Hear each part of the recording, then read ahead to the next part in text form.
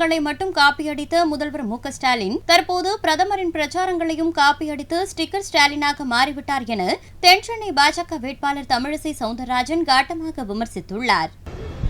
தமிழக முதலமைச்சர் ஸ்டாலின் நாங்க நடத்திய ரோட் ஷோவை அவர்கள் எல்லாம் விமர்சனம் செய்தாங்க.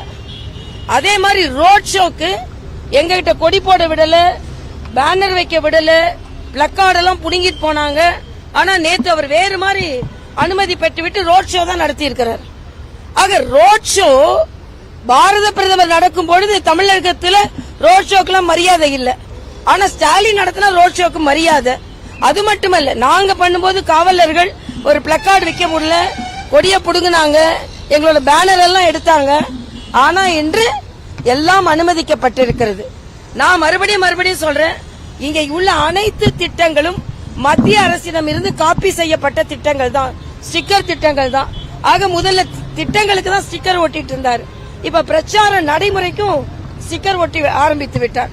பிரதமர் என்ன வழிமுறைகளை மேற்கொள்கிறாரோ அந்த வழிமுறைகளை மேற்கொண்டு ஸ்டிக்கர் ஸ்டாலின் அது திட்டங்களுக்கு மட்டுமல்ல, ஸ்டிக்கர் ஸ்டாலினாக பிரச்சார நடைமுறைக்கும் ஆகிவிட்டார் என்பதை நான் தெரிவித்துக் கொள்கிறேன். செய்திகளை உள்ளது உள்ளபடி தெரிந்து கொள்ள ரெஃப்ளெக்ட் நியூஸை சப்ஸ்கிரைப் பண்ணுங்க.